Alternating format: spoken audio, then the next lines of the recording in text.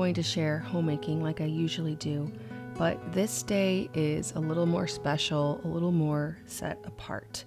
That is because this is the day that I had our 8th baby, Victor. So this is around, I want to say 10 in the morning. I should have put timestamps on this footage so that I could remember. But let me give you a little bit of the backstory on what is happening before this that led me to this moment of making mozzarella cheese and sausage and pizza 4 hours before our baby was born. So this day, I am 3 days past my due date with our 8th baby. The last 3 babies have come plus or minus 2 days from the due date. This is the first time that I've experienced prodromal labor. So if you don't know what that is, basically it's where you have real contractions before actually going into labor. Up until this 8th baby, all of my other 7, if I had a real contraction, that meant that in the next 24 hours, I was going to be having a baby. Well, for the last week or 2 before this video, I had several nights of real contractions that, because of my past experience, made me think that I was going to be having the baby that night. When I woke up on this particular morning, the contractions that I'd had the night before that I didn't think much of, because at this point I've had so many nights of them that I'm just completely ignoring them, not even thinking about calling the midwife or giving my midwife a heads up, because at this point I don't believe any of them. This morning, they kept going. Now, if you watched my story where I sat down and just talked through the whole birth story, I explained the timeline a little bit more clearly because I recorded that video only 3 days after having the baby, so it was all very fresh. But I decided to settle into labor. I'm like, okay, if I woke up and I'm still having contractions, that means that this is different. Something's probably happening this day. So I gave the midwife a heads up. Around 8:30 in the morning, I took a bath. I did the mile circuit. I was still in my pajamas, the gown that I was planning to wear while having the baby. Sometime around, I want to say 10 o'clock, 10:30, things had slowed down quite a bit, and I was discouraged because I realized it was another day where I thought I was going into labor and I wasn't. And so I put on my skirt, I put on my tank top, I braided my hair, I even put on makeup. And I told my daughter, who you always see, she's my right-hand lady in the kitchen because she loves being in the kitchen. My other daughter, you never see her. She's around. She's probably just outside the shot, but she doesn't love cooking and being with me in the kitchen near as much. She has a lot of other stuff going on. But I told my daughter here that I'm going to shift gears. I'm not even going to think about it. I'm not going to think about labor unless things get real serious. I'm just not. I texted the midwife. I told her, never mind, everything stopped. So, I'll keep you posted if, things change in the next couple days or whatever. I went outside and Luke gave me a really funny look because I had on my little headband and my skirt and my braid. And he's like, wait a minute, what? Like, I thought we were doing the baby thing today. I'm like, no, we're not. I momentarily forgot my strategy.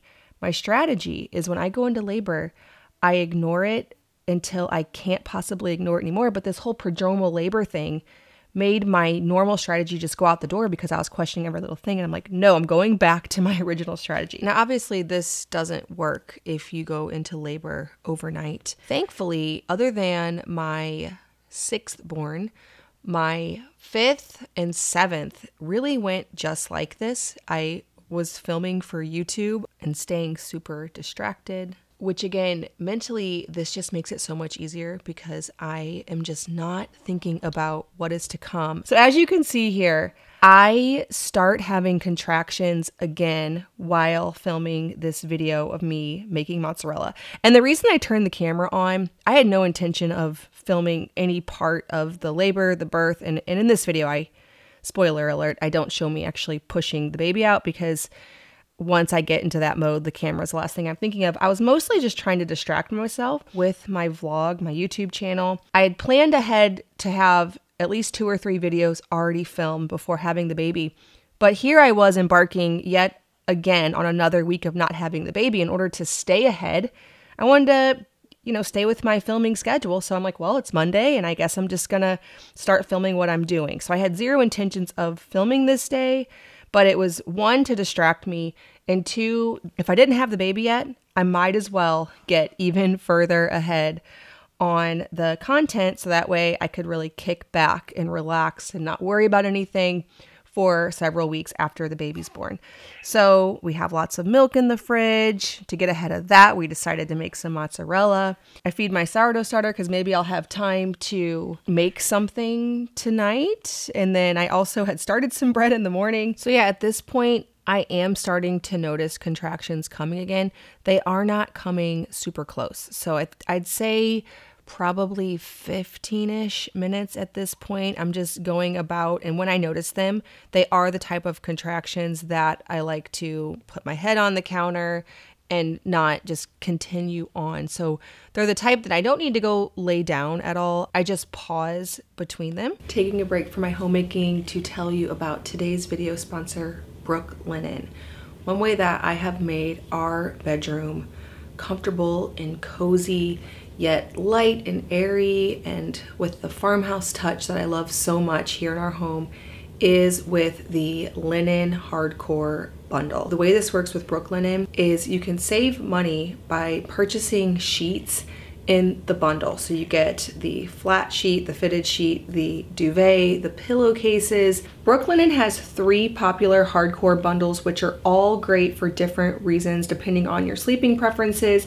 You'll be able to find the sheets that are perfect for you. So they have their classic percale sheets, which feature a breathable 270 thread count weave for that timeless hotel style luxury. They will help you to stay cool all night long. Then there's the Luxe Sateen, which is their best-selling sheets. They have a 480 thread count, super luxurious. These are usually more tightly woven and heavier in weight than percale, so it's warmer, buttery soft, ideal for year-round comfort. And then the wash linen, which of course is my favorite. Each piece is washed and dyed in small batches, giving this collection that perfectly imperfect look. So I'm not a person who irons and presses all of my linen, so they're worn and not so crisp. I really love that relaxed look. I have the washed linen set in the khaki chambray color, and it works really nicely throughout different seasons. It goes with all of my decor from spring all the way through winter. With linen and its loose weave and the fabric and texture, it is perfect for keeping you cool in the summer and warm in the winter. I love Brooklinen because they create high quality home goods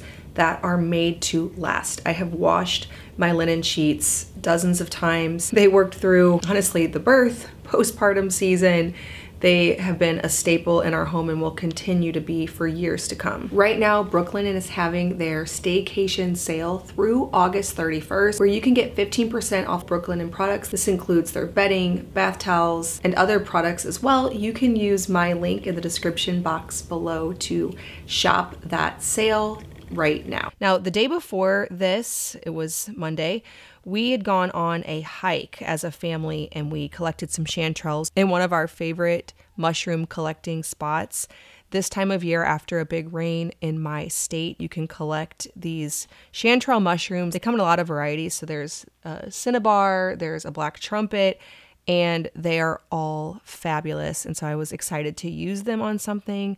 I didn't end up getting to eat it because things really picked up. As you can see, I'm interacting with my daughter through contractions. She's just really excited about it. She's like, "Did you just have a contraction?" Each time, because she's kind of following along with this whole saga of prodromal labor. And obviously she's excited to meet her new little brother. And so my kids are very excited every time I have a contraction. And they've been asking me all throughout the last week, "Any more contractions? Any more contractions?" And so she's really happy to be witnessing these contractions that I'm not just working through. I'm actually laying my head down on the counter and concentrating through. I still am not sure if this is going anywhere. I'm probably kind of thinking that, but I haven't called back the midwife because they haven't gotten any closer at this point. So I'm just continuing on. Johanna's making butter.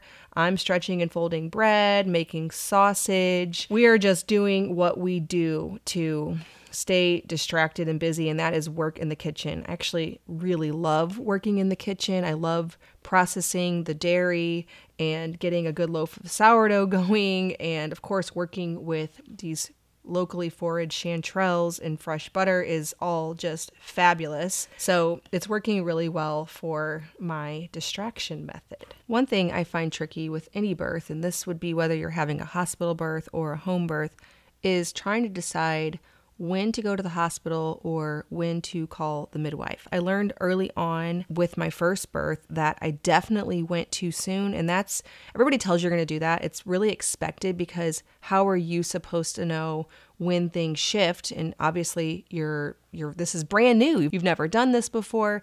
And so knowing the moment of when something shifts and you actually need to take action if you don't want to do an unassisted or a free birth, which I was fully planning on having the midwife there, it's really tricky. I will say though that the last 2 times I've had the midwife there for a little less than 10 minutes. And so I've gotten fairly good at recognizing what my signs are. And it has a lot more to do with how I'm feeling than it does actual timing. So with this labor and my last labor, I never got to the point where the contractions were 5 minutes apart for an hour, lasting a minute. That actually never happened. And that's the reason why on my third, which was my first out of hospital birth, that I didn't call the midwife in time. And I did have an unassisted birth because I was waiting more for the textbook signs as opposed to my sign of, okay, I'm feeling pressure. I am having to do my Bradley method through these contractions. I've moved into, as the Bradley method describes it, that last signpost where I'm very serious. That is when I know that I need to call the midwife, even though I haven't hit a lot of those textbook markers. I also think with this labor that the prodromal contractions did quite a bit because I did move through this labor a lot faster than my other labors. So I'd like to think, and I've never been checked because the midwives, we just don't do that, that I already started pretty dilated before starting this process today. I explained to my daughter how to finish up the pizzas. I'm starting to realize at this point that I'm probably getting closer than I think. This is probably around 11:30 or noon. I know that shortly after this, I head outside, and that was a little after noon. Now, for context, the baby was born at 2:23, so I'm about 2, maybe 2.5 hours from birth at this point. There's always a time in every labor where I need to go lay down and get in my Bradley method so that I don't have a super strong contraction while trying to get relaxed. I'm already relaxed. I am not at that point yet. I realize I'm laying against the counter and it looks like I'm in pain. I'm really not. I just can't work through the contractions, but I'm not at the point at all where laying down is super necessary. They are lasting a really long time.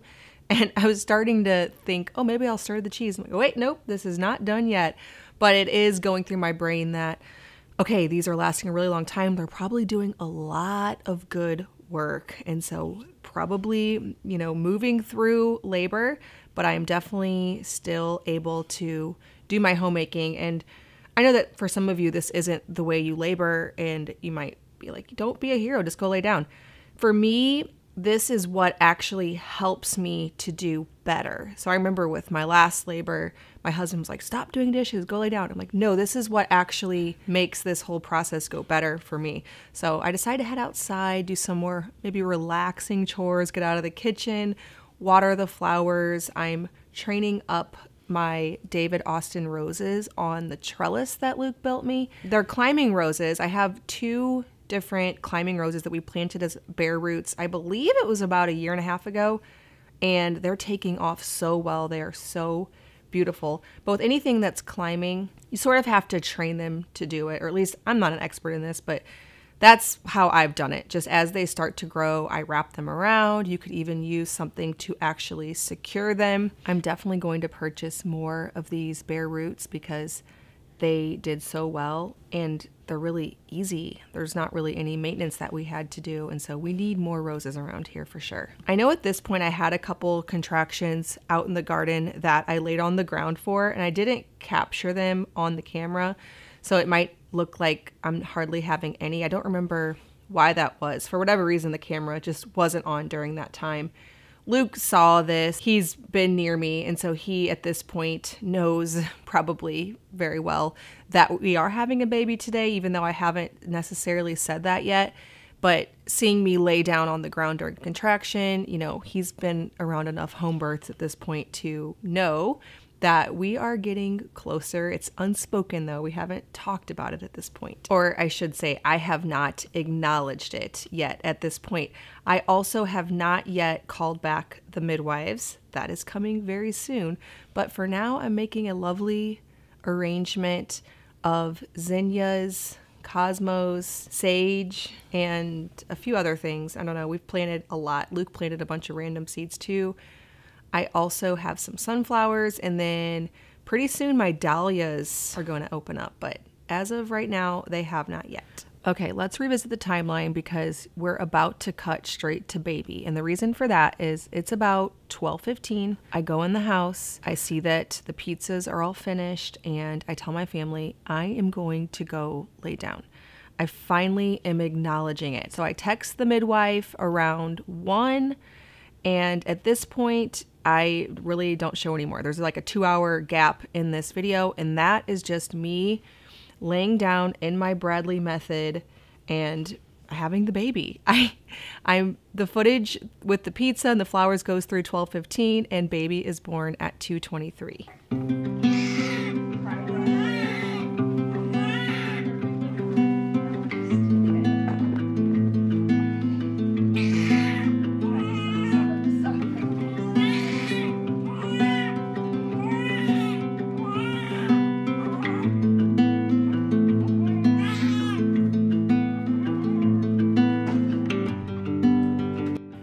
I could not have asked for a better labor and delivery than I had with this guy.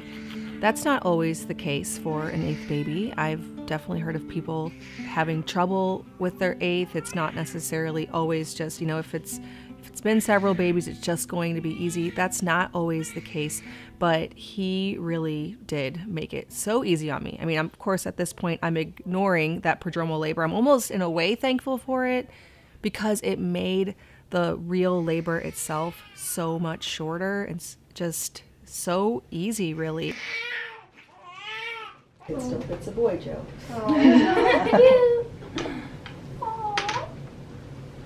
So much hair. He's got hair like Micah. Even those last 2 hours, I know I didn't show it, but I was very focused. It was very intense, but it was very, very relaxed. The midwife walked in right when my water was breaking, and he was born 8 minutes, I believe, after she was there. So I think she got there right at 2:15, and then he was born shortly after. I love that it was right in the middle of the day. My sister came over and stayed with the kids outside, and then, of course, came in to see the little guy because she is an absolute baby lover and loves seeing newborns just as soon as she possibly can. So it was just very laid back. It fit in with our life that day just so well, and then on to the postpartum season so nicely. I just am so thankful for such a beautiful experience.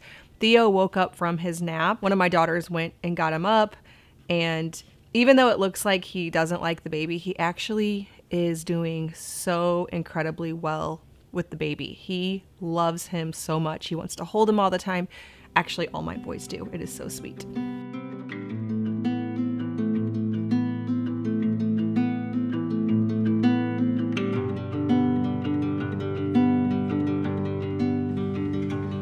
You see? Let's see. Are you cheating? Oh, Eli can see. Yeah. Do they ever look big? I'm gonna say 13 and a half. It didn't feel like Jude big.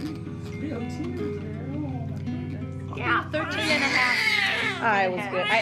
He's 4 ounces. No, I'm gonna say 20 and a half. I'm just I'm guessing. gonna say 19 inches. I'm gonna say Jacob was 20, but yours are normal. I'm really glad I decided to make this video this time, to have this peek into my labor with Victor when the details become a little blurry. It's just going to be fun to have this record for our family. Now we're fast forwarding here 3 weeks into the future. Actually, by the time this video comes out, Victor is almost 4 weeks old, and so I am easing back into homemaking. I laid low for a while. People brought us meals. My husband took over with everything basically, and the kids pitched in a lot too. And now I am easing back into homemaking. Today I am testing recipes because I'm working on my sourdough book and I'm trying to make sure everything works for both cup measurements and gram measurements. So normally I'm a put the cup in the flour, dump it in kind of person. And you can see today I'm being very precise. That is because of this book. Right now in our kitchen, everything is sourdough because of this project that I'm working on. I have a photographer coming out to help photograph any loose ends. A lot of the photography I already have from saving on my hard drives from years past, but there are a few things that I want to redo, retest, and I'm doing it with a baby in tow, trying to take it easy, but yet continue testing here in my kitchen. Now, of course, I have a lot of hungry taste testers, which is perfect. This is sourdough ciabatta. So I stretched and folded the dough yesterday and then put it in the fridge after it sat out for about 6 hours. And then I'm continuing on the process today. It was actually really funny because I wanted to start this, but then my sister and I were going to go see my other sister who also just had a baby. And so for the first time ever, I took the dough with me. I was like, I can either start this or wait till tomorrow, but my starter's fed. I have this planned that I wanted to test this today, or I could just take the bowl with me and stretch and fold it every 30 minutes while at my sister's house. So they laughed at me, but it worked perfectly. Like, why not? You know, whenever you're stretching and folding and not just throwing it in the mixer to knead, it's a slow process. You stretch and fold every 30 minutes, which is no problem if you're home. But if you're going to leave in the next 10 minutes, obviously you won't be home for an hour and a half to stretch and fold. So I brought the bowl with me. I set my timer for every 30 minutes to stretch and fold while at her house. And then when I came home later that night, I put it in the fridge to divide and bake the next day. So to finish this off, I loosely formed the dough into a rectangle and cut it into 8 equal parts. This doesn't have to be perfect with ciabatta. It's irregular, and that's all the rustic charm of this recipe. I let it rise for a little bit longer and then baked it on a preheated stone. I added a little bit of water during the baking process for color, and they turned out beautifully. Well, I hope that you enjoyed this peek into my labor with Victor, and I will see you next week for another homemaking video. Don't forget to head over to Brooklinen with my link in the description box below to shop their staycation sale through August 31st and get 15% off your bedding, bath towels, and other products.